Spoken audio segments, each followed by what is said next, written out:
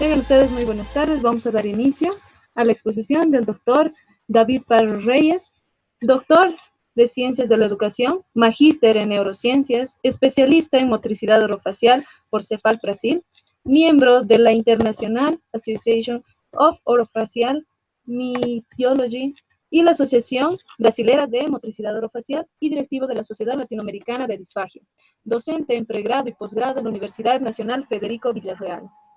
Licenciado, tecnólogo médico en terapia de lenguaje, Guillermo Almanera, director científico y de investigación de la Comunidad de Motricidad Orofacial Latinoamericana, director del Centro de Motricidad Orofacial, CEMOF, presidente de la Asociación Peruana de Disfagia, APD. Bienvenido, doctor Parra. Hola, ¿todo bien? Sí, ¿cómo están? ¿Qué tal? Damos inicio a las actividades del día de hoy. Ante todo, brindo los agradecimientos correspondientes al público seguidor, a los colegas bolivianos y tal vez otros que están compartiendo la misma característica de poderles brindar ahora algunas actividades, ¿no? Que nos permita diferenciarnos y compartir siempre actividades de este tipo, ¿no? Agradecimientos también a Profonbol, ¿no? Y a Stephanie Chispas Méndez por su amabilidad, quienes me brindan este pequeño espacio para poder llegar a ustedes, ¿no? Por medio de esta transmisión en vivo. ¿Sí? Entonces, si Profonbol ya está de acuerdo, podemos dar inicio a las actividades. Sí, por favor, adelante, doctor. Muy bien, gracias. Empezamos entonces. Vamos viendo entonces aquí. Dentro de estos parámetros es importante ubicarnos, ¿no? Ubicarnos específicamente dentro de la especialidad. Si bien es cierto, la motricidad orofacial es una de las subespecialidades de la fonoaudiología, la terapia del lenguaje o la logopedia, que son términos semejantes, ¿no? A nivel internacional. Entonces, esta es una subespecialidad, es un campo de actuación específico, ¿no? En el cual tiene la característica de investigar, prevenir, evaluar, diagnosticar, habilitar, perfeccionar y, sobre todo, rehabilitar, ¿no? Que son los principales fines de estos factores relacionantes, ¿no? Tanto es así que existen aspectos muy importantes, ¿no? A nivel tanto estructural de las regiones. ¿Cuáles regiones? Estas, ¿no? Regiones orofaciales y cervicales que conforman prácticamente el sistema estomatoglossognático, ¿no? Esto quiere decir de que va a tratar patologías que afectan a las funciones orofaciales, ¿no? Las que conocemos, las que son de respiración, succión, masticación, deglución, habla. Entonces, son componentes que nos van a permitir detallar ciertas características, ¿no? Sin dejar de lado algunas características fundamentales también, ¿no? Por ejemplo, yo les estaba comentando en relación a lo que es la motricidad orofacial, en el cual va a estudiar directamente las funciones orofaciales en sí, ¿no? Las mismas que van a conformar un conjunto de estructuras que nos van a permitir amamantarnos, comer, hablar bien, masticar, entre otras, ¿no? Por ello nació la motricidad orofacial en Brasil, ¿no? Pionero en este rubro, en esta área, ¿no? De la mano de una colega y amiga, que es la maestra Irene Marchesán, ¿no? Que es la madre de la motricidad orofacial en el mundo. Si bien es cierto, la motricidad orofacial permite la restauración, mantención de todo un entorno adecuado y armónico de todas las estructuras musculares orofaciales, ¿no? Entonces, para ello es muy importante hacer esto, ¿no? Que es la evaluación. Esa evaluación nos va a permitir tener un diagnóstico específico y especializado en motricidad orofacial, ¿no? Para posteriormente realizar algún tipo de tratamiento especializado y adecuado, ¿no? Que nos permitan reconstituir, rehabilitar las funciones orofaciales relacionadas directamente a otros grupos musculares, ¿no? Entonces, para esto es muy importante hacer, por ejemplo, un proceso, ¿no? De información que es muy importante, ¿no? ver cuáles son las características en el entorno en el cual está desempeñándose todos estos factores, ¿no? Es importante también categorizar el problema, ¿no? Ver cómo son las características, ¿para qué? Para lograr un adecuado nivel de planeamiento e intervención específica. Entonces, todo esto se tiene que hacer en torno a la persona a quien va a estar siendo evaluado. Para la característica fundamental de estos detalles, también cabe mencionar, ¿no?, de que existen unos 3 ítems específicos para considerar un adecuado nivel de evaluación, ¿no? Por ejemplo, los objetivos de evaluación. ¿Para qué se realizan objetivos, no? Obviamente que es una característica muy importante que nos va a determinar el para qué estamos evaluando. Otro detalle en considerar es el qué se está evaluando, ¿no? En esto nos va a permitir conocer los contenidos de la evaluación. Y esto nos va a hacer referencia también a un cuadro marcado al tema teórico, ¿no? O terminológico, mejor dicho, para poder identificar ciertas características y o alteraciones evidentes para poder hacer un adecuado nivel de diagnóstico, ¿no? ¿Y cómo vamos a evaluar? A través de diferentes estrategias, procedimientos, métodos específicos que nos van a permitir identificar el patrón específico o alteración que se puede estar evidenciando, ¿no? Dentro de estos factores también, mi colega Franklin Susaníbar, ¿no?, como quien les habla, hemos realizado prácticamente diferentes tipos de criterios, ¿no?, de caracterizaciones específicas. Dentro de ello, hemos determinado, por ejemplo, lo que es el factor de la valoración. Valoración como una especie de medición específica que nos va a permitir realizar y conocer la morfología y la fisiología, ¿no?, de cómo está funcionando el sistema estomatoglossognático, ¿no?, en el cual obviamente tenemos que hacer diferentes tipos de observaciones, ¿no? Examinar cuáles son las características, no tanto de las estructuras activas, pasivas, ¿no?, y de las funciones orofaciales, ¿no? ¿A través de qué? Por ejemplo, de la antroposcopía, ¿no?, el movimiento, algunas pruebas determinadas específicamente, etcétera. Entonces, todas estas características nos van a dar una interrelación paramétrica, ¿no?, que nos van a determinar si existe una alteración, ¿no?, o que el patrón está adecuado, ¿no? Entonces, todas estas características es muy importante considerar dentro del patrón de la evaluación, a grandes rasgos, ¿verdad? Otro tema correspondiente, ¿no?, para realizar la evaluación tendría que ser el conocimiento específico de algunos criterios, ¿no? Estos criterios que ya en su respectivo tiempo, estamos hablando ya del año 2011, ¿no?, hemos sido partícipes, ¿no?, Franklin y yo, en poder realizar algún tipo de referencia bibliográfica al respecto. Y esto nos va a permitir tratar de juntar ciertas experiencias de más o menos 4 años aproximadamente, ¿no? Y nos permitió prácticamente desarrollar este tipo de referencia bibliográfica, ¿no?, que cuenta con más de 2000 vocablos, definiciones terminológicas, en temas relacionados directamente a lo que es el sistema estomatoglossognático y áreas afines.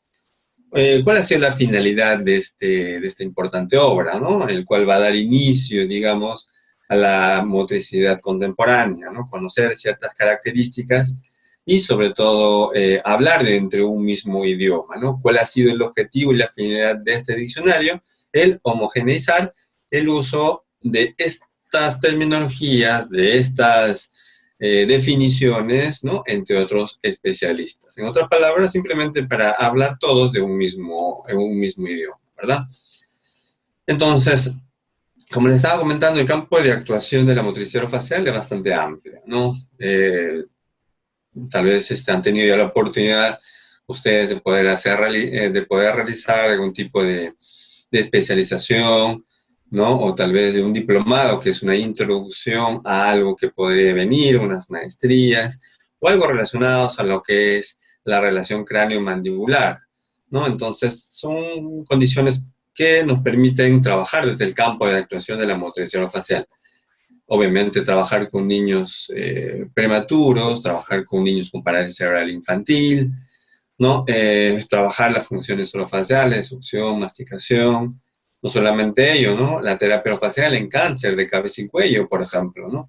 Si bien es cierto, observamos algunas alteraciones a nivel de cabeza y cuello en el cual nos van a disminuir algunas funciones orofaciales, por ejemplo, la de masticación, en el caso de mandibuloctomías, ¿no?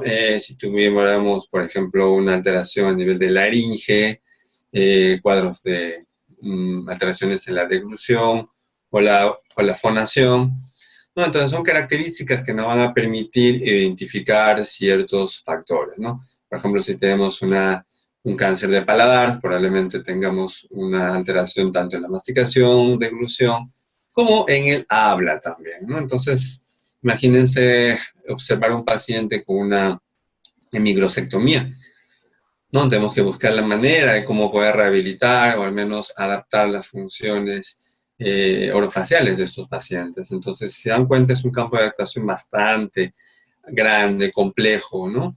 En fin, ¿no? Es importante el trabajo de la motricidad orofacial desde sus inicios de la vida, ¿no? Hasta personas mayores, en el caso de disfagias neurogénicas, post-ictus, post-ACV, o en enfermedades neurodegenerativas, ¿no? Tipo ELA, esclerosis múltiple, ¿no? En el cual van a ir disminuyendo las funciones de deglución, por ejemplo, ¿sí? Entonces, como les estaba comentando, en este diccionario van a encontrar todas las características que a continuación vamos a enseñar, entre comillas, su uso, ¿no? ¿Por qué? Porque al momento de hacer la observación en un cuadro de evolución, tenemos que ver las características funcionales. Y no solamente ver ellas, ¿no? Sino identificarlas, caracterizarlas y sobre todo tener una definición específica de estos factores. Entonces vamos viendo allí. Dentro de esto vamos a observar, por ejemplo, aquí, ¿no? La postura craneal, mandibular. Si vemos, ¿no?, la característica de un paciente, siempre tenemos que identificar cuáles son las correlaciones existentes o no, ¿no? Si existe, por ejemplo, en este caso, una rotación del pie, puede causar un desequilibrio, ¿no? Tanto a nivel de rodillas, a nivel de cintura pélvica y hasta de cintura escapular, obviamente causando un desequilibrio cráneo-mandibular. Esto va a estar en relación directamente al esquema de Brody, ¿no?, en el cual se maneja a través de puntos de apoyo específicos, en el cual al tener un desequilibrio, vamos a tener un desequilibrio en la parte inferior, probablemente tengamos un desequilibrio también en sus bases superiores, ¿verdad?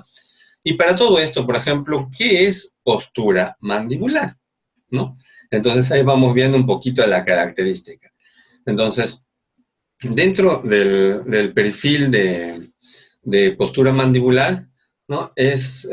Por ejemplo, si identificamos de que esta postura, ¿no?, en el cual el individuo puede estar, cuando nos llega a la consulta, de manera echada, ¿no?, en una camilla, por ejemplo, sentada en una silla de ruedas o de pie, ¿no? Es muy importante observar de que el patrón mandibular, ¿no?, se encuentra elevada, ¿no?, de tal manera que los dientes que se encuentran en inoclusión, ¿no es cierto?, vamos a identificar ciertas posturas. En este caso no va a depender directamente de la competencia labial, que es otro componente, hay que tener cuidado con esto, ¿no? Entonces, esta postura mandibular es lograda gracias a algunos factores, ¿no? Por ejemplo, factores mecánicos o factores pasivos, como también les denominan, ¿no? En el cual, con una acción específicamente de la fuerza de la gravedad, ¿no?, aquellas propiedades viscoelásticas, ¿no?, y los espacios intraorales de Dondar nos van a permitir tener este mecanismo activo de postura mandibular. Otra propiedad u otro mecanismo podría ser, por ejemplo, los fisiológicos o también llamados activos. Entonces, esto nos va a permitir manejar características de manera refleja, ¿no?, que pueden ser de origen periféricos o propios de la articulación temporomandibular, como por ejemplo los receptores GBW1, GBW2, 3 y O4, ¿verdad? No solamente ellos, sino del periodonto, ¿no? Que está alrededor de los dientes, que también son receptores de descarga espontánea. No solamente ello, es importante ubicar e identificar también la característica muscular esquelética del sistema estomatoglossognático, ¿no? Que es un receptor específico, ¿no? Un anillo espiral en forma de espiral que se ubica directamente en el uso neuromuscular o directamente en los músculos, ¿verdad? Entonces, si se nos damos cuenta, son características muy importantes dentro de lo que se relaciona directamente a la postura mandibular. Y no solamente ello, estamos hablando de los propios sectores, ¿no? De la mucosa oral, que tienen obviamente un origen central en el cual va a permitir la acción sobre la motoneurona, que esto a su vez está originada por una función reticular que va a facilitar los núcleos de la base en relación a los funcionamientos específicos, ¿no?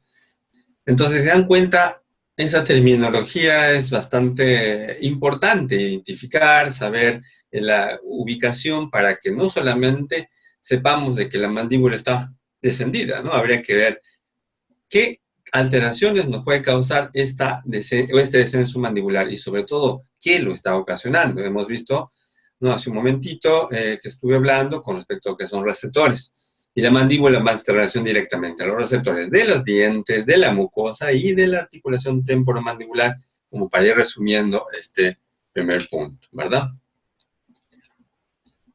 Otro detalle, por ejemplo, vendría a ser esto, ¿no? Si observamos allí, estamos haciendo una medición específica, ¿no? A través de un instrumento muy importante que vendría a ser el paquímetro, pie de rey o vernier, como puedan llamarlo, en el cual se va a medir ciertas características faciales en relación muchas veces a los movimientos mandíbulo-oclusales. Y este instrumento, como lo repetí, se denomina paquímetro, ¿no? Ya es bien utilizado en las referencias bibliográficas entre el año 2000 y 2002, donde existe un libro, por ejemplo, Antropometría Facial también, ¿no? En el cual Deborah Catoni lo organiza muy bien y empezamos a tratar de identificar ciertas opciones, ¿verdad? Entonces es muy importante determinar estas características, ¿no? Y con eso ya prácticamente nos identificamos en tener patrones de medición específica que nos va a permitir caracterizar ciertas opciones. Y a todo esto, ¿qué es antropometría? No, la antropometría es una ciencia específicamente que se va a ocupar de las medidas propias de nuestro cuerpo humano, ¿no? Como por ejemplo la talla, el peso, el tamaño de las partes que las componen, así como la longitud de los pliegues cutáneos, por ejemplo, ¿no? ¿Y cuál sería el objetivo de ello? Estudiar y comparar prácticamente proporciones relativas en circunstancias normales y patológicas, ¿no? Entonces, de allí se va a desprender un tema muy importante, que es la antropometría orofacial, ¿no? Entonces, sería un área específicamente de la antropometría, en el cual se va a referir directamente a las medidas y tamaño, además de las proporciones de la región orofacial, ¿verdad? Siendo esta característica una evaluación muy importante y sobre todo objetiva, ¿no? Por ejemplo, aquí tenemos un paquímetro digital que nos va a permitir identificar cuáles son las medidas en este paciente, por ejemplo, condicionando hasta milímetros, ¿no? Con dos signos adicionales o dos dígitos adicionales, perdón, que nos va a permitir hacer análisis de investigación relacionado a este tema también, ¿no? Entonces, es un instrumento muy importante de medida orofacial. Bueno, entonces, dentro de estas características vamos a ver también la discrepancia maxilomandibular, ¿no? Y esto, si nos damos cuenta, va a hacer referencia directamente a alguna característica de los movimientos masticatorios, ¿no? En este caso va relacionado directamente al movimiento mandibular de apertura, de protrusión, de cierre, de lateralización, ¿no? Con el objetivo, obviamente, de cortar, rasgar, triturar y pulverizar el alimento. Ya. Entonces, para ello, tenemos que tratar de identificar ciertos criterios, ¿no? Entonces ahí vamos viendo tres características, bueno, dos características muy importantes en relación a lo que es el entrecruzamiento, ¿no? Tanto vertical como horizontal. Y esto nos va a dar referencia directamente a lo que es la mordida, ¿no? Entonces, si podemos definir y nos vamos al diccionario, que lo tengo aquí, el diccionario terminológico motriz y orofacial, ¿verdad? Vamos a identificar, ¿no?, que es una relación o un registro específico de la oclusión que se produce entre los dientes. Y vemos aquí algo muy importante, ¿no?, entre un entrecruzamiento horizontal, que vendría a ser una mordida abierta anterior. ¿Y qué es una mordida abierta anterior? ¿No? Es un tipo de mordida en el cual vemos aquí de que los incisivos superiores e inferiores no están en contacto oclusal, ¿no? Por eso puede presentarse un nivel de un diente o varios dientes, ¿no?, de diferenciación o de tamaño, que puede ser de origen dentario o de origen óseo. Ahora, esto por lo general es causado por hábitos orales deleterios, ¿no?, como por ejemplo la succión digital, el uso prolongado de chupón o biberón, así como una postura inadecuada de la lengua, en el cual obviamente esta lengua va a estar bastante anteriorizada, ¿no?, propiciando la alteración estructural de estos dientes, ¿verdad? Luego vamos viendo también una mordida abierta, en este caso posterior, ¿no?, que aquí vemos ligeramente, ¿no? Esto va a dar obviamente una relación directa entre los premolares y molares, en el cual obviamente no están en completa oclusión, ¿verdad? Entonces son características muy importantes que se van a observar dentro de estos factores. Otro detalle a observar en el cuadro funcional vendría a ser el ángulo nasolabial, ¿no? ¿Y qué es el ángulo nasolabial? Vamos a observar, ¿no?, de que prácticamente es el ángulo que se forma entre la nariz y parte del filtro del labio, ¿verdad? Entonces, aquí nos van a permitir identificar ciertas características, ¿no? Por ejemplo, el nivel de aireamiento que va a producirse. Lo ideal es tener más o menos un ángulo aproximadamente 90 grados.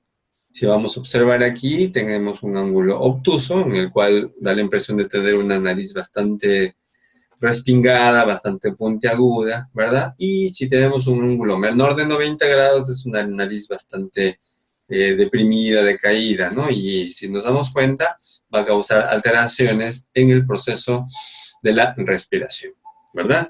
Entonces son observaciones importantes que tenemos que tener en cuenta. Y dentro de las características de evaluación, ¿no?, podemos identificar también exámenes clínicos observacionales, ¿no?, en el cual podemos identificar la presencia de unas características fenotípicas, ¿no? Por ejemplo, aquí, si podemos observar, ya inmediatamente nos viene a la cabeza algo, ¿no? Vemos una mandíbula separada, presencia de ojeras, carita alargada. Esto es característica propia ¿de quién? De un niño, ¿no?, con una respiración oral, por ejemplo, ¿no? Entonces, de ahí tenemos que identificar ciertas características, ¿no? Por ejemplo, ¿qué es la respiración? ¿Qué es un respirador oronasal? ¿No? Aquella persona o aquel paciente, ¿no?, que presenta una alteración en el modo respiratorio, caracterizado principalmente por la respiración nasal y oral, ¿no?, en la que la inspiración es oral preferentemente, por eso vemos aquí la alteración propia de los labios, de los dientes y probablemente de la estructura interna, que es el paladar, ¿verdad? Entonces, esto va a facilitar obviamente que el niño tenga una facilidad de respiración, ¿no?, consecuentemente un mayor porcentaje más oral que el nasal, ¿no? Y si nos vemos etimológicamente, lo que vendría a ser la respiración oral, ¿no?, es una respiración en la cual se va a producir obviamente en la etapa inspiratoria de la respiración, en este caso del ciclo respiratorio, en el cual se va a efectuar única y exclusivamente, ¿por dónde? Por la cavidad oral. Entonces, una característica muy importante dentro del factor relacionado a la respiración oral. Entonces, son importantes observar estas características. ¿Y por qué se va a producir esto, no? Entonces, siempre es característico observar esto en problemas alérgicos, hipertrofia de adenoides principalmente, ¿no? Alteración del septo nasal, entre otras características. Otra observación es la morfología ocular. Aquí vamos a observar diferentes tipos de desviaciones, ¿no? Del alineamiento específicamente del ojo en relación a su par, ¿no? O al otro ojo, el cual va a implicar prácticamente una falta de coordinación entre estos músculos oculares, ya que esto va a impedir directamente fijar la mirada de ambos ojos al mismo punto específico a nivel del espacio, ¿no? Lo que obviamente va a ocasionar una visión binocular totalmente incorrecta, ¿no? Que puede afectar prácticamente la percepción de la profundidad, entre otros factores, ¿no? Imagínense uno estar observándose prácticamente el dedo, ¿no? Y no poder identificar la parte posterior, ¿no? Esto puede causar muchas veces ambliopía, ¿no? Que es una dolencia en el cual el cerebro va a ignorar la visión específicamente el ojo desviado, ¿no? Entonces hay que observar estos factores, ¿no? En comparación con cuadros adecuados de morfologías oculares, ¿no? Y si nos vamos a observar aquí la imagen, podemos identificar dos características, ¿no? La esotropía o endotropía, ¿no? Y un estrabismo de tipo convergente, ¿no? Que va directamente hacia la dirección nasal, como es en este caso, ¿no? Y por otros casos también podemos tener una hipotropía, ¿verdad? En el cual el ojito se va a dirigir hacia la parte superior y la hipotropía en la parte inferior. Entonces son características tanto horizontales como alteraciones de tipo verticales con respecto a lo que es el estrabismo, que es el nombre específico que se le produce, que se le da a este tipo de alteración, por ejemplo. Otra característica es la ptosis palpebral. Si identificamos aquí, no es una posición obviamente baja, ¿no? Del párpado superior, haciéndose muchas veces colgante, como es en el caso de esta persona en el lado derecho, ¿verdad? Entonces, aquí comúnmente en neurología le llaman el párpado caído, ¿no? En el cual obviamente es causada muchas veces por alteraciones tipo parálisis faciales, ¿no? O síndrome de Horner, miastenia gravis, entre otros factores, ¿no? Que permiten prácticamente el mal funcionamiento de los músculos elevadores del párpado, ¿no? Puede ser de origen neurogénico, ¿no? Por una parálisis del nervio ocular motor, por ejemplo, el motor ocular común. Y puede ser relacionado también a una ptosis de tipo mecánica, ¿no? Por la comprensión causada directamente por un edema, un hematoma a nivel periorbicular, en la parte intraorbitaria, ¿no? O por un traumatismo directamente en el cráneo. Aquí vemos diferentes tipos de ptosis palpebral, un niño y otra un adolescente en diferentes grados también de relación.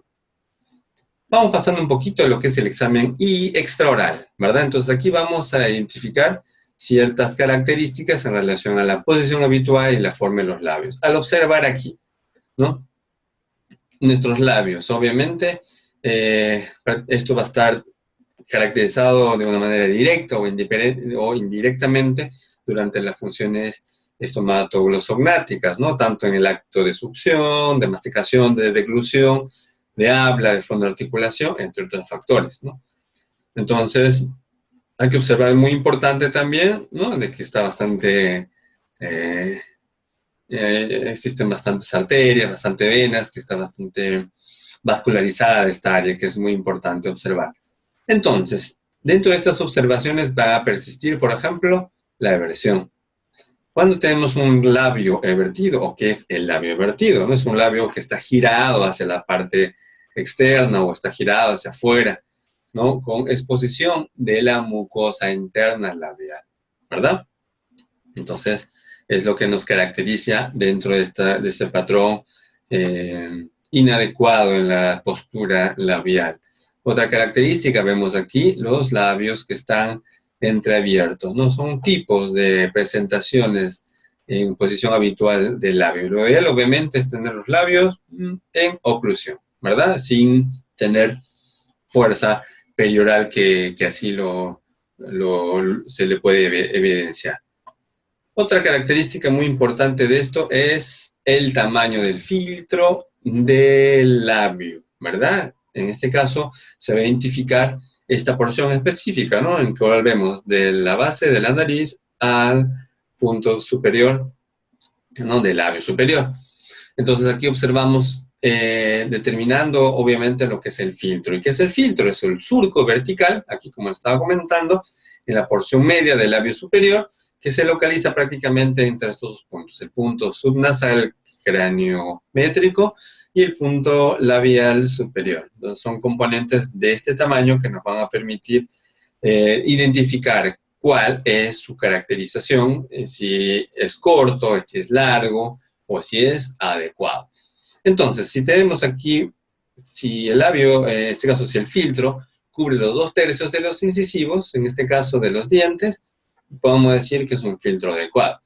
Si cubre más de los 2/3 y que prácticamente le cubre todo el diente, estamos hablando de un filtro largo.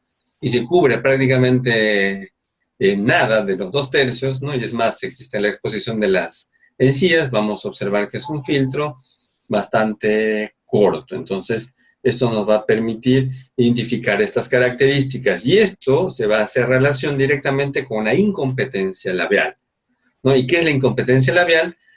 Es una dificultad de permanecer los labios juntos, ¿no? Consecuentemente van a estar separados en una posición de tipo habitual, ¿no? Independientemente, ojo aquí, de la postura mandibular, que es otra cosa completamente diferente. Puede estar asociada, ¿no? En el cual tengamos un descenso mandibular, consecuentemente el labio inferior también. Pero no necesariamente esto es relacional con este tipo de factor. Entonces puede ser uno o lo otro, puede ser complementario, pero no hay que verlo siempre como una manera complementaria, porque puedo tener el filtro corto y mi postura mandibular adecuada, ¿no? Como también puedo tener el filtro adecuado y mi postura mandibular inadecuada. O puedo tener ambos, ¿no? Entonces son características específicas estos últimos que, por ejemplo, se relacionan a alteraciones neurológicas, ¿no? Tipo niño con parálisis cerebral, otras malformaciones como craneofaciales, como las fisuras labiopalatinas, etc. Continuamos. Dentro de los factores importantes, observamos también esto, ¿no? La mucosa externa de los labios. Y si vemos allí, ¿qué es lo que está sucediendo? ¿No? Vemos niños neurológicos con babeo, ¿no? Con una incontinencia salivar. ¿Y qué es la incontinencia salivar? No, es la dificultad específicamente para controlar la salida de la saliva, ¿no? En este caso, en el cual se va a producir dentro de la cavidad oral, o tener una dificultad propiamente para deglutirla. Entonces, son dos factores muy importantes que se va a producir como una incompetencia salival, ¿no? Ocasionada, ¿por qué? Por ejemplo, por alteraciones neurológicas, tanto motoras como sensoriales, ¿no? Va relacionado directamente a un cuadro de hipotonía de lengua también, ¿no? Alteración en la postura mandibular con la presencia de incompetencia labial, alteraciones posturales específicamente del cuello o de la cabeza, y principalmente por el uso, por ejemplo, de algunos medicamentos, ¿no? Que lastimosamente disminuyen la sensibilidad intraoral, ¿no? Y muchas veces estos medicamentos también pueden alterar el tono, ¿no? El tono muscular a nivel de estos pacientes con alteración neurológica. Entonces, dentro de esta característica vamos a observar el babeo, que es evidente. Entonces, es importante hacer también una característica diferencial. Una cosa es babeo y otra cosa es cialorrea. El babeo es lo que estamos observando aquí, ¿no? Es algo evidente, ¿no? En el cual va a existir una proliferación de la saliva. Mientras que la cialorrea es el incremento, ¿no? Excesivo de la salivación. Pero si el paciente está en perfectas condiciones, ¿no? Tanto sensoriales como motoras, podemos hacer un cuadro específicamente de la deglución sin tener problemas. Entonces, decíamos, ¿no? De que existen diferentes tipos de babeos. Por ejemplo, tenemos el babeo por olas, ¿no? O por babeo por ondas, también le llaman en otros en otras latitudes. En este caso es como si fuesen las olas, ¿no? Más o menos aproximadas entre sí. El volumen de la saliva muchas veces cae por fuera de la boca y es bastante importante, esto es bastante grande, ¿no? La causa de este tipo de babeo es relacionada directamente por déficit de la postura mandibular, ¿no? De la protrusión lingual, como vemos aquí en este caso del lado derecho, ¿no? Y se asocia prácticamente a una elevación del piso de la boca, ¿no? Un cuadro bastante importante con respecto a la alteración propia de los músculos suprayoideos, ¿no? En este caso, la saliva obviamente no es deglutida y se acumula en la región vestibulabial, como vemos en este caso.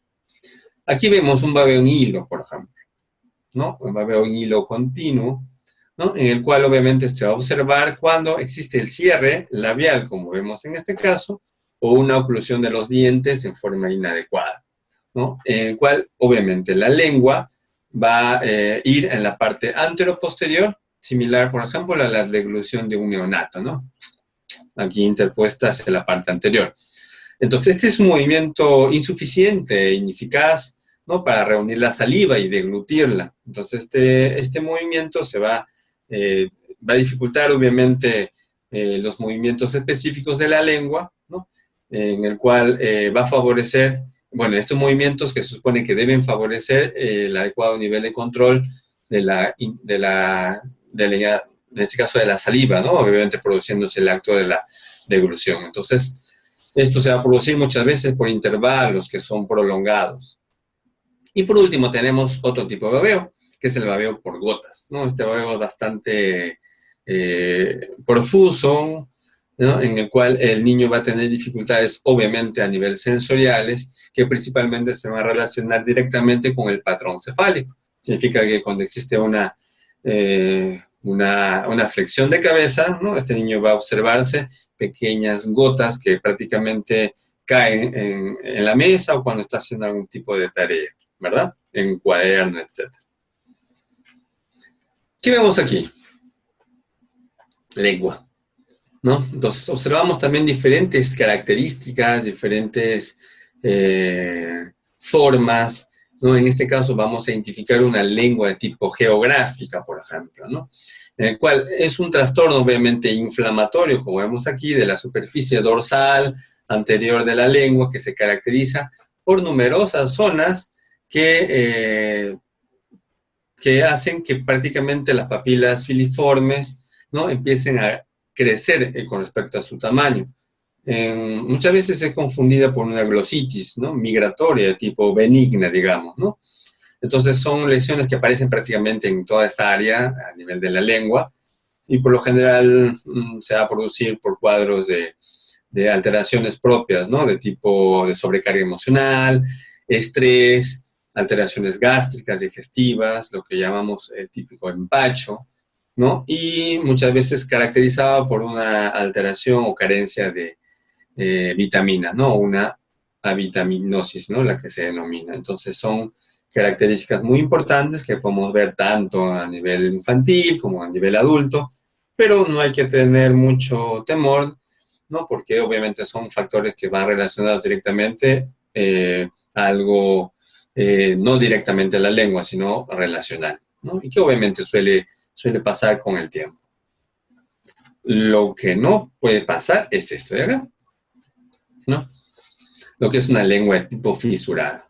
Entonces, es obviamente, aquí vamos a observar, ¿no? La caracterización propia de estas grietas, también le llaman lengua escrotal o lengua plicata, ¿no? Entonces, son caracterizaciones relacionadas a fisuras sobre la superficie, tanto anterior como dorsal de la lengua, van a variar también, ¿no? Con respecto a lo que es el tamaño y la profundidad, como vemos aquí en la parte media, una profundidad bastante importante. Entonces, esta alteración puede ser de origen congénita, ¿no? O puede manifestarse en el transcurso de la vida también, ¿no? O alterarse también respecto al factor de la edad. Por ejemplo, en pacientes con Parkinson, con hipotonía muscular, ¿no? Por ejemplo, en el caso de niños con síndrome de Down. Y esto puede causar también alteraciones, obviamente, con respecto a lo que es la higiene, causando, obviamente, halitosis, ¿verdad? Porque el alimento, vemos aquí, ¿no? ciertos rastros de alimento en el cual, al no ser aseado, van a proliferar en bacterias y esto causa el mal olor del aliento. Y aquí que vemos una bonita lengüita, ¿no? En el cual está fijada directamente al piso de la boca. ¿Por cuál? Por el frenillo de la lengua. Entonces, si vemos identificadamente, ¿no? Es que el frenillo obviamente es un pliegue vertical de mucosa. Ojo, mucosa, no es músculo, ¿eh? Porque siempre hubo una característica muy importante, ¿no? Decir, sí, vamos a elastificar, ¿no? El frenillo de la lengua. Entonces uno empezaba a hacer ejercicios específicamente con el depresor o el bajalengua, tratando en lo posible de elongar ese frenillo para que la lengua, para que el ápice de la lengua logre chocar o tocar los incisivos superiores para la producción de algunos fonemas, por ejemplo. Pero ya del año 2015, 2016 se ha demostrado que este frenillo obviamente no es elástico. No, consecuentemente, al no ser este tipo retráctil, no es muscular. Consecuentemente, cualquier intervención que se haga manual, obviamente, para buscar elongación, no hacemos nada. Al contrario, causamos ciertos traumas, ciertas alteraciones y hasta sangrado o ruptura de este frenillo, tanto manipularlo, ¿no? Entonces hay que tener mucho cuidado con esta característica, ¿no? Entonces, dentro de ello también podemos observar diferentes tipos de características, ¿no? Por ejemplo, los tipos de frenillo que vemos a continuación, ¿no? En el cual van a depender de acuerdo a su fijación, ¿no? Por ejemplo, acá tenemos una fijación, ¿no? De un frenillo tipo corto, ¿no? En el cual está definido que el tamaño obviamente va a ser menor de lo esperado, ¿no? Y aunque se muestre fijado correctamente, que es en la parte medial de la lengua, ¿no? Se puede presentar corto, como vemos acá, o muchas veces hipertrófico o grueso, ¿verdad? O pequeño. Entonces aquí se aprecia prácticamente, en la mayoría de los casos, un impedimento o dificultad para la movilización aisladamente de la lengua y principalmente realizar funciones orofaciales como la de succión, la de masticación, ¿no? Y la de fonoarticulación principalmente, ¿no? Cuando es un niño un poquito más grande. Entonces aquí le presentamos el frenillo de tipo corto. Posteriormente vamos a ver aquí un frenillo con fijación anteriorizada, ¿no? Aquí vamos a ver el tamaño, obviamente es normal, ¿no? Está fijado en cualquier parte de la mitad de la cara inferior de la lengua, ¿no? Muchas veces se fija en la parte más anterior, ¿no? En algunos casos, obviamente, va a dificultar en su pronunciación de la articulación de algunos fonemas, ¿no? Por ejemplo, la vibrante simple, la vibrante múltiple, y algunos sonidos interdentales como la T, la D, y algunos alveolares también, ¿no? Como la L, la N. Entonces, esto también se puede denominar en algunas referencias como frenillo largo y o frenillo alargado, ¿no? Entonces, esta es la presentación con fijación anteriorizada. Luego tenemos una mixta, se podría decir, ¿no? Entre el corto con una fijación anteriorizada. Este tipo de frenillos lo caracterizó Irene Marchesán, ¿no? Ya hace del año 2012 aproximadamente, en el cual nos va a permitir hacer una observación específica y la ausculta, ¿no? Aunque lo ideal es trabajar ahora con el test del frenillo de la lengua, ¿no? O el test de la lengüita o test de la lingüiña, ¿no? Que ha sido creado por Roberta Martinelli ya desde el año 2018, ¿no? Que ahora es ley en Brasil, por ejemplo, ¿verdad?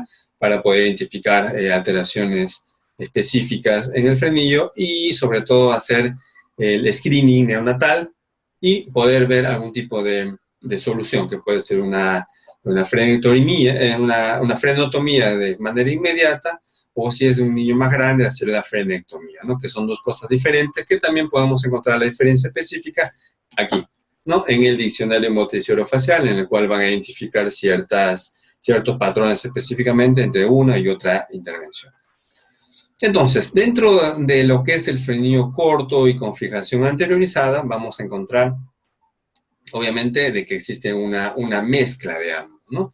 Entonces aquí obviamente va a tener dificultades también ¿no? Para realizar algún tipo de movimiento, y esto es típico específicamente, ¿no? Para realizar algún tipo de frenectomía, en este caso ya los niños un poquito más grandes, ¿no?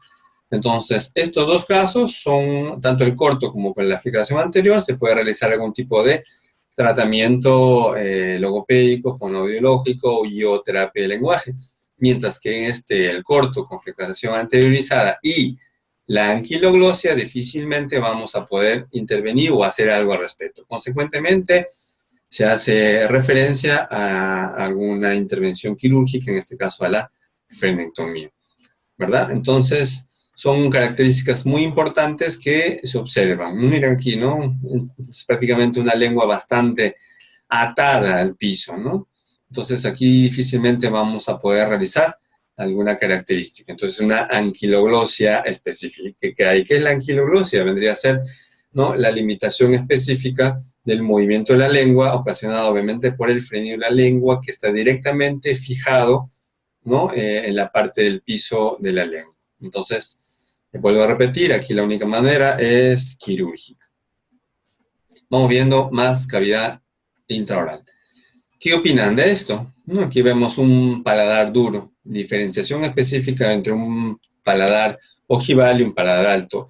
Con respecto al paladar ojival, vamos a presentar aquí, ¿no?, de que se hace referencia a una ojiva o una concavidad, ¿no?, en alguna parte de la extensión del paladar duro, como se aprecia aquí, ¿no? Se da principalmente en algunos síndromes congénitos o algunos casos, por ejemplo, de succión del pulgar, y efectivamente vemos aquí, ¿no?, cómo se impregna el pulgar directamente en la bóveda palatina, ¿no? Aquí también puede ir acompañada de un estrechamiento de las arcadas, ¿no? Las alteraciones funcionales, tanto la de deglución, de respiración y fonoarticulación, ¿no? Entonces, estas características pueden ser alteradas o adaptadas de acuerdo al funcionamiento específico de otras estructuras, como labios, lengua, etc. Entonces, lo importante es hacer la observación, y si tenemos estos factores asociados, ¿qué tengo que hacer? Lastimosamente, no podemos modificar la parte estructural. Por eso tenemos dentro del equipo multidisciplinario aquellos profesionales que trabajan con las estructuras dentarias y óseas, ¿no? En este caso, el ortopedista funcional de los maxilares, que es una subespecialidad de la odontología, ¿verdad? Por otro lado, tenemos aquí también lo que es el paladar alto. Vamos a ver aquí un crecimiento exagerado, en sentido craneal, ¿no?, que nos va a dar la sensación de una altura bastante importante en un sentido antero-posterior, ¿verdad? Entonces aquí generalmente va acompañado de un estrechamiento en sentido medial, no tanto las hemicaras dentarias, tanto derecha como izquierda, ¿no? Y esto es característica propia de un paciente con respirador oral, cuyo vector, si vemos aquí, va a ser un crecimiento de tipo vertical, ¿no?, asociado prácticamente a una característica dolicofacial, ¿no?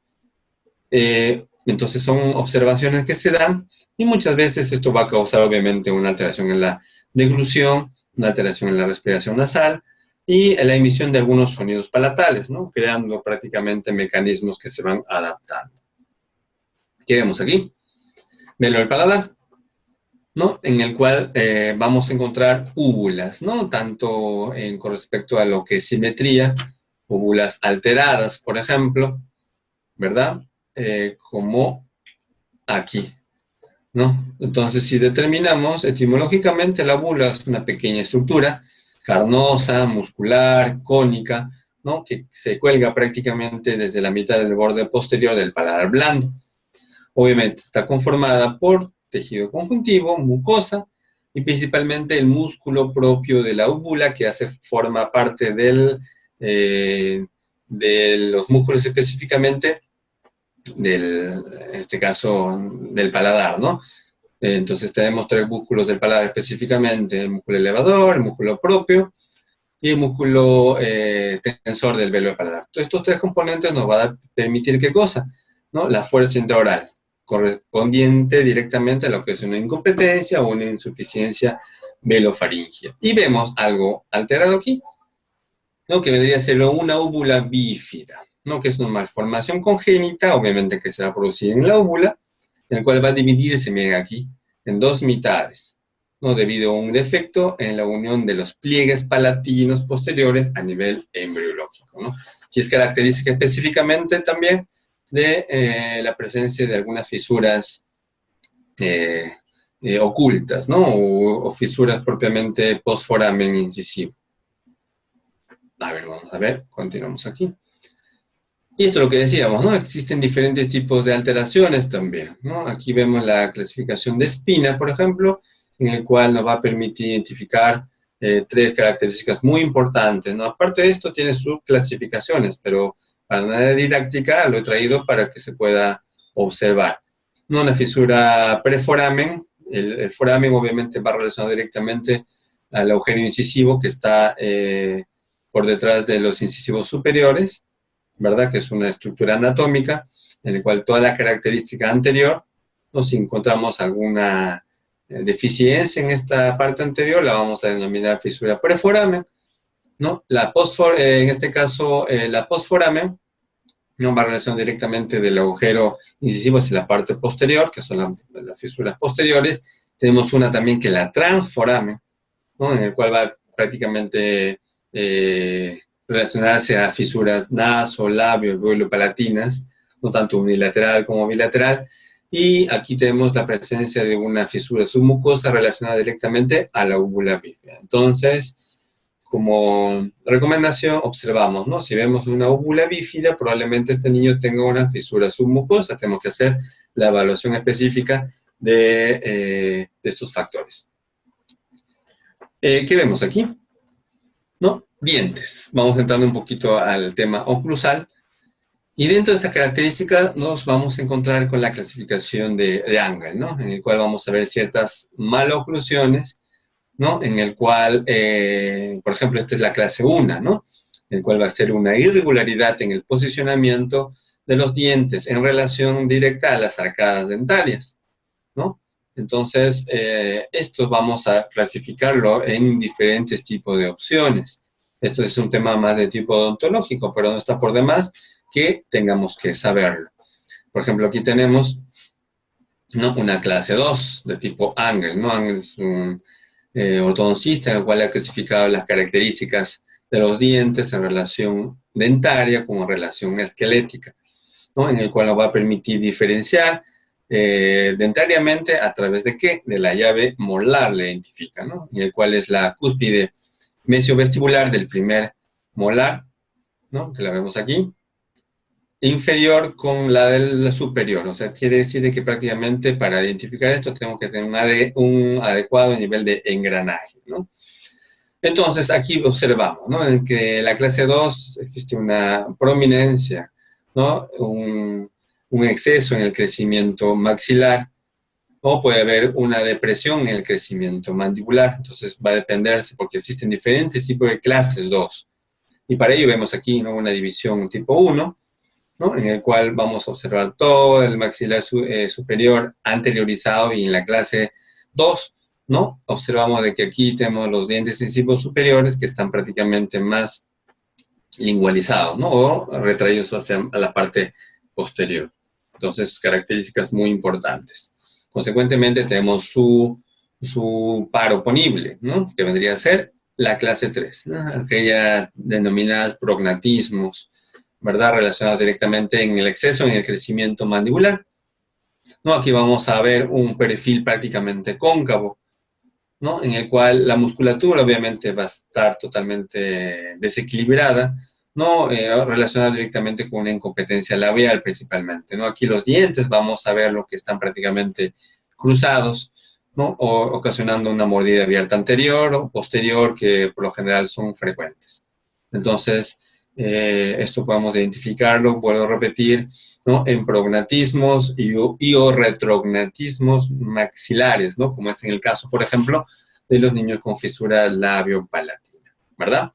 Entonces, si se dan cuenta, a grandes rasgos tuve que acelerar un poquito porque me dieron 45 minutos, ya nos hemos pasado un poquito más de la hora, pero bueno, espero que haya sido provechoso. Si bien es cierto, tenemos que tratar de identificar, ¿no? Ciertas alteraciones, siempre basándonos de la normalidad, más que normalidad, del sistema adecuado de esas estructuras orofaciales, ¿no? Para poder identificarlos directamente con algo patológico o algo inadecuado, ¿sí? Entonces, no queda otra que seguir reforzando, ¿no? De que en este librito podemos encontrar todo lo que acabo de mencionar y más, ¿verdad? Entonces, consta de prácticamente 505 páginas, ¿no? Y con 512 páginas relacionadas a referencias. Entonces, aquí vamos a identificar todos estos patrones específicos, ¿no? Que podría ser un punto inicial para empezar a conocer un poquito más sobre la motricidad orofacial, ¿no? Que es una especialidad muy importante, del cual tengo la dicha de ser especialista de hace bastantes años, y los invito, ¿no? A ser parte de esta aventura que obviamente va a ser bastante desafiante y muy importante dentro del ámbito de la fonoaudiología, terapia del lenguaje y logopedia.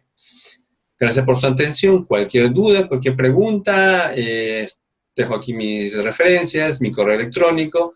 Puede encontrarme en mi blog, que tengo bastante información relacionada a todo el área de fonoaudiología. Y encontramos también a través de YouTube, ¿verdad? Tengo un canal específicamente, ¿no? En el cual tenemos ciertas características relacionadas directamente a cuadros clínicos y atenciones. Justo acabamos de terminar una serie de mini cursos, ¿no? Determinados o denominados las tendencias específicas de la motricidad orofacial, las perspectivas fonoaudiológicas, etcétera. Que dicho sea de paso, ha sido un éxito bastante importante. Y si se han perdido de algún tema de esto o que no se han enterado, pueden entrar allí, que están todos los temas ahí, que tenemos 8 temas, que les va a servir bastante dentro de este tema de la motricidad orofacial. Encontrarme también por Facebook y por Instagram como David Parra RD. Encantado en poderles compartir información, compartir algunos casos clínicos que puedan ser debatidos. Sin duda, estamos para poder ayudarles, ¿sí? Stephanie, ¿algún complemento, alguna pregunta? Estoy para poderles responder. Bueno, doctor, vamos a dar solo un minutito, por favor, para preguntas.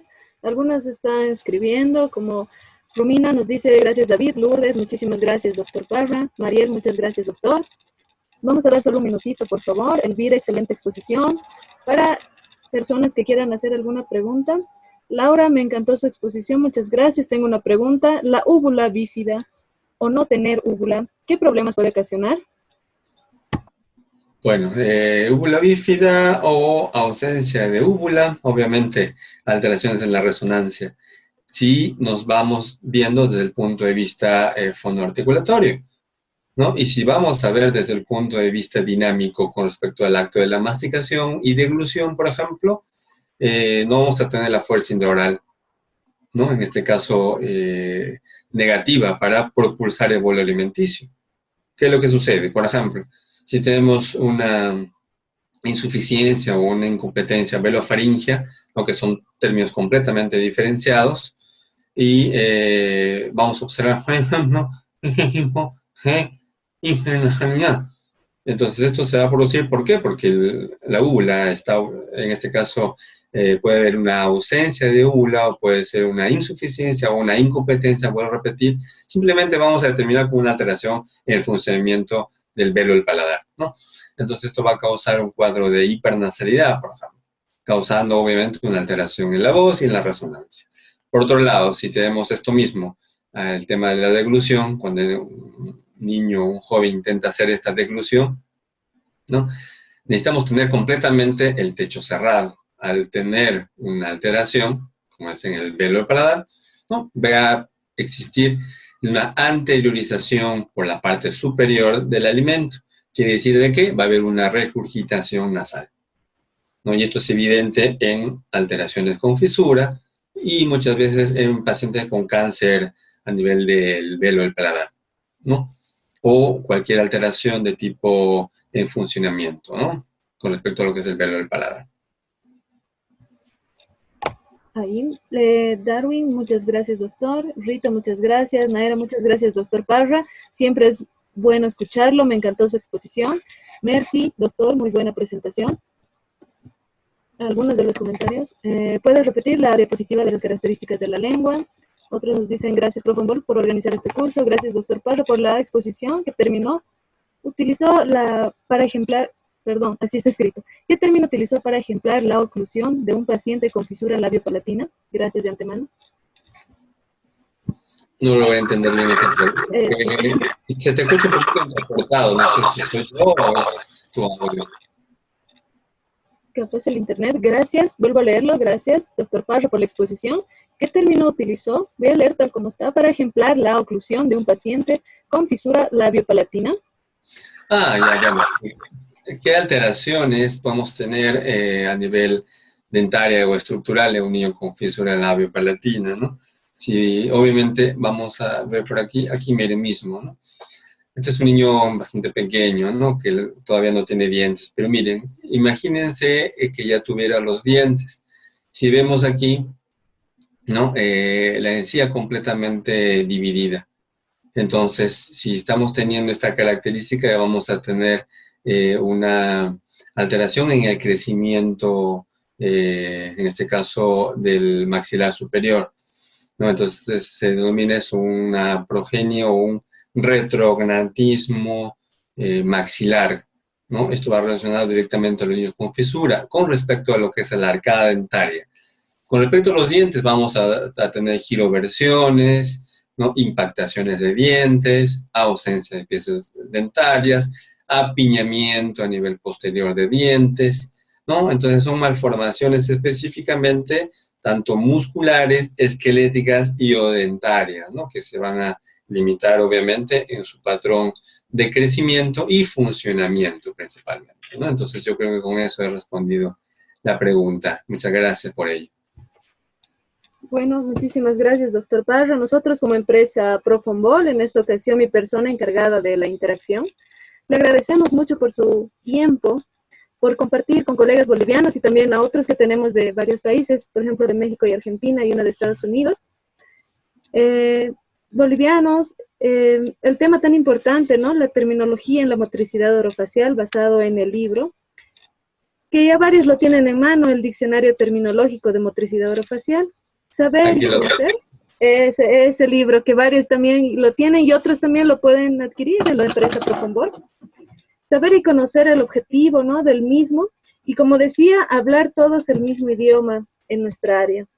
Ahora las redes sociales nos facilitan estar un poco más cerca y poder aprender de personas tan expertas como usted. El diccionario terminológico de motricidad orofacial es bastante amplio, en el cual usted y Franklin Susaníbar realizaron un gran trabajo que nos facilita a todos los profesionales del área para realizar los informes, por ejemplo, y conocer los términos adecuados para poderlos manejar bien. Nuevamente le agradecemos su paciencia y disposición al brindarnos esta exposición. Muchas gracias, doctor. De nada, siempre ha sido un gusto compartir con ustedes y ni bien me invitó Profe Humboldt a poder compartir con ustedes. Yo definitivamente dije que sí, ¿no? Para promover un poco el área de la motricidad facial en los colegas bolivianos, ¿no? Y en el mundo. Bolivia tiene un gran potencial de empezar a hacer estas actividades, ¿no? Tengo entendido que es una carrera relativamente joven allá, entonces con más razón tiene que tratarse de seguir instaurando nuevos patrones específicamente que nos va a permitir subespecializarnos, ¿no? Y la idea es eso, ¿no? Tratar de tener especialistas tanto en motricidad facial como en todas las áreas de la fonoaudiología, sin dejar de lado o decirles, ¿no? De que dentro de la motricidad facial existen temas tan amplios como, por ejemplo, el tema de la succión, ¿no? La masticación, la fonoarticulación, el habla, ¿no? Y hace poquito la deglución estaba dentro de motricidad facial y ahora es tan grande que hay una subespecialidad de disfagia y alteraciones en la deglución, por ejemplo. Entonces, si se dan cuenta, es el futuro, ¿no? De la fonoaudiología, de la logopedia y terapia de lenguaje, en cual uno intenta profundizar más en el tema. ¿Y para qué? para tener una adecuada atención hacia nuestros pacientes, ¿no? El objetivo es eso, ¿no? Tratar de especializarse tanto que dediquemos gran parte de nuestro tiempo no solamente en hacer rehabilitación, sino que investigar patrones específicos que tal vez pueden estar siendo variados con respecto a la población, en este caso a la población boliviana, por ejemplo, ¿no? Nuevamente, muchísimas gracias. Muchas gracias por la disposición que usted tuvo. Nunca nos dijo tal vez, a la primera nos aceptó. Muchísimas gracias. De una persona tan experta, la verdad, le agradecemos un montón.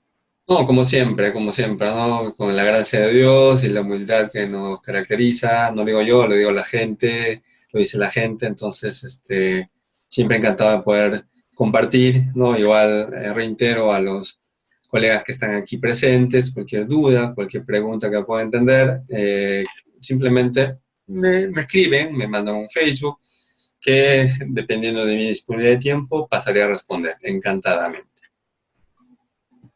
Gracias nuevamente. Muchas gracias, doctor. Bien, gracias, chicos. Bueno, muchísimas gracias a todos por la atención. Y les dejamos, mañana tenemos otra exposición con una experta internacional también. Vamos a publicar el afiche en nuestra página. Agradecemos otra vez al doctor David Parra por la presencia que tuvo con nosotros. Gracias a ustedes. Muy buenas noches.